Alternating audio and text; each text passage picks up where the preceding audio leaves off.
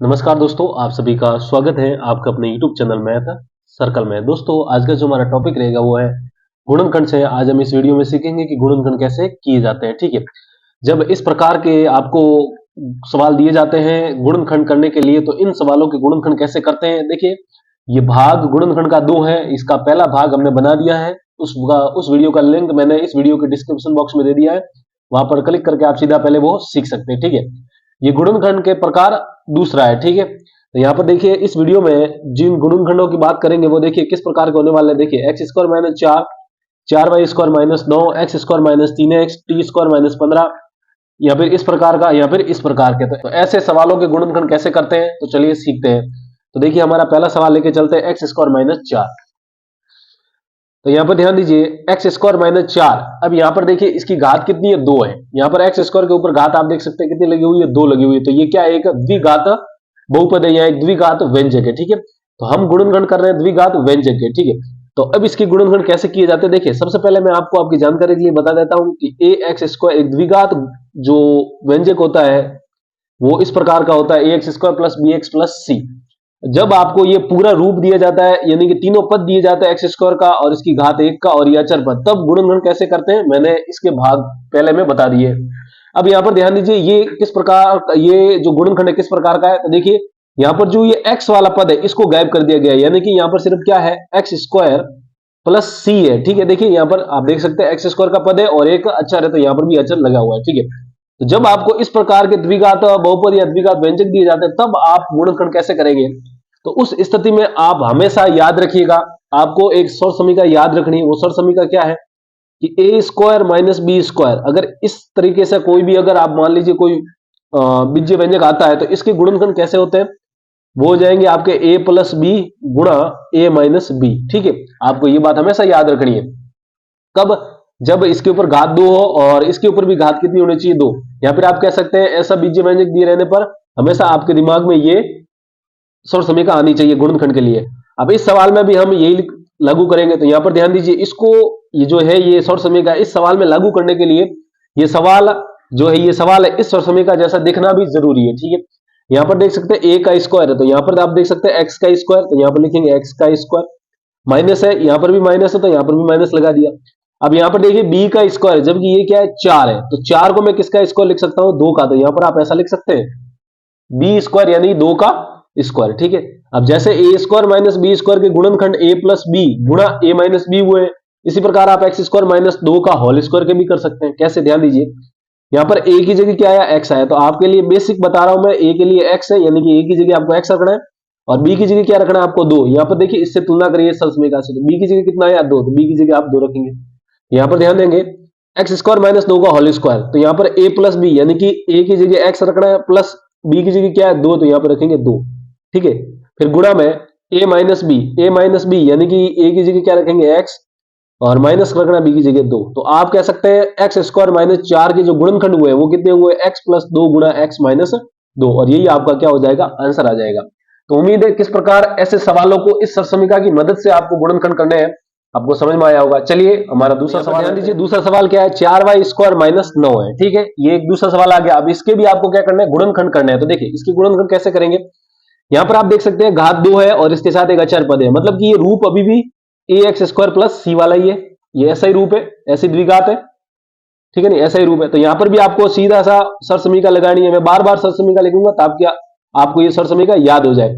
तो ए square minus B square, ऐसा कोई बीजीय व्यंजक दिया जाता है तो इसके गुणनखंड क्या होते हैं, ए प्लस बी गुणा में ए माइनस बी। ठीक है, इस प्रकार आपको लिखना है। तो यहां पर ध्यान दीजिए, अब शर्त क्या है, ये जो सवाल है, जिस सवाल के आपको गुणनखंड करना है वो सवाल इस सर समीकरण के जैसा दिखना जरूरी है। ठीक है, यहां पर देखिए ए का स्क्वायर है, जबकि यहां पर सिर्फ y का स्क्वायर है, जबकि ये a यानी कि पूरे का स्क्वायर होना चाहिए। तो देखिए 4y को मैं क्या लिख सकता हूं, 2y, और इसका पूरे का क्या स्क्वायर लगा सकता हूं, बिल्कुल। तो यहां पर ध्यान दीजिए 2y का होल स्क्वायर का मतलब क्या हुआ, 2y को दो आपस में 2 बार गुणा करना, तो 2y गुणा 2y, 2 गुणा 2 कितना हो जाएगा, 4, और y गुणा y कितना हो जाएगा, y स्क्वायर। तो आप कह सकते हैं 4y स्क्वायर वापस आ गया, इसका मतलब 4y स्क्वायर को आप 2y का होल स्क्वायर लिख सकते हैं। ये आपको आना बहुत जरूरी है। ठीक है, अब इस सौर समीकरण में माइनस है तो यहां पर भी क्या है, माइनस लगा देंगे। ये 9 है, अब यहां पर क्या है, b का स्क्वायर है, जबकि यहां पर तो 9 है, यहां पर तो स्क्वायर है ही नहीं, तो 9 को स्क्वायर के रूप में कैसे लिख सकते हैं, तो वो लिख सकते हैं 3 का वर्ग, यानी कि 3 का स्क्वायर, 3 का स्क्वायर 9 ही होता है। अब यहां पर आप देख सकते हैं इस सरसमीका से इसकी तुलना कीजिए, तो यहां पर a का स्क्वायर, स्क्वायर है, नीचे कौन है 2y, यानी कि a की जगह क्या है आपका 2y। ठीक है, ये लिखने की जरूरत नहीं है, ये मैं सिर्फ आपको समझाने के लिए लिख रहा हूं। यहां पर देखिए b है, b की जगह यहां पर क्या है 3, तो यहां पर लिखेंगे b बराबर 3। अब ए स्क्वायर माइनस बी स्क्वायर के गुणनखंड कैसे हुए, ए प्लस बी गुणा ए माइनस बी। अब इसी प्रकार आपको ए की जगह क्या रखना है 2y और बी की जगह क्या रखना है 3, तो यानी कि ए प्लस बी, तो आप कह सकते हैं ए प्लस बी यानी कि 2y प्लस 3 गुणा ए माइनस बी यानी कि 2y माइनस 3।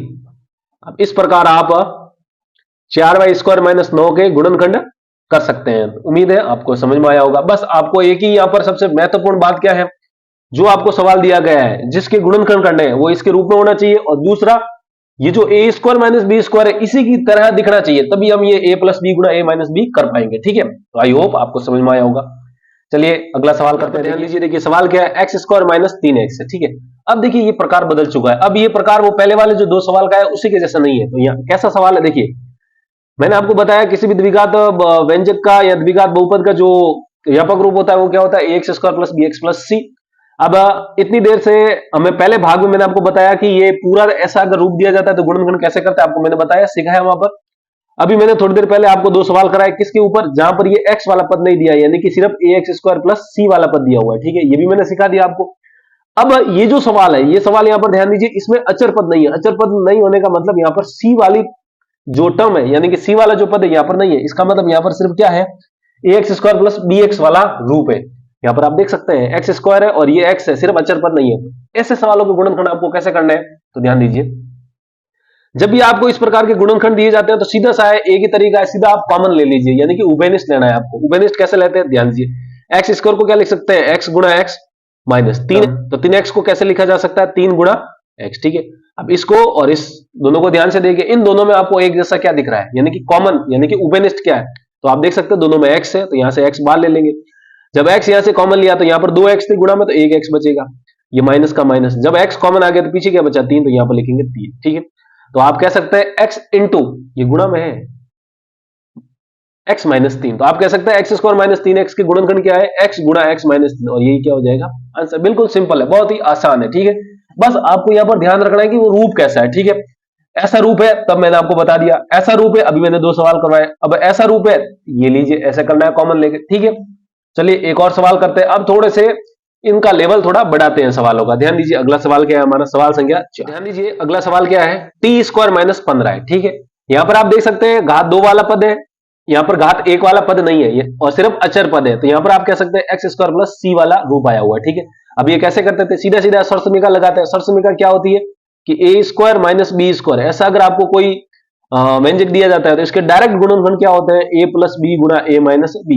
अभी मैंने इसके 2 सवाल कराए, अब ये इसी के जैसा दिया गया है, लेकिन यहां पर ये सरसमीका इस सवाल में लगाने से पहले आपको इस सवाल को इस सरसमीका जैसा बताना जरूरी है। ठीक है, यानी कि दिखाना जरूरी है। यहां पर टी का स्क्वायर, तो टी का स्क्वायर ओके है, मान लिया हमने। अब माइनस का माइनस, अब ये क्या है बी का स्क्वायर, जबकि यहां पर स्क्वायर तो है ही नहीं, तो स्क्वायर बनाना पड़ेगा।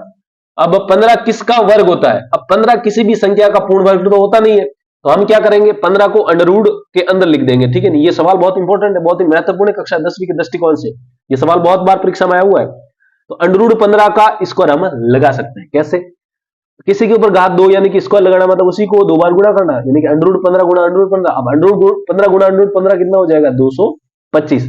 अब यहां से 225 का अंडर रूट यानी कि 225 का वर्गमूल, और 225 का वर्गमूल कितना हो जाएगा आपका 15।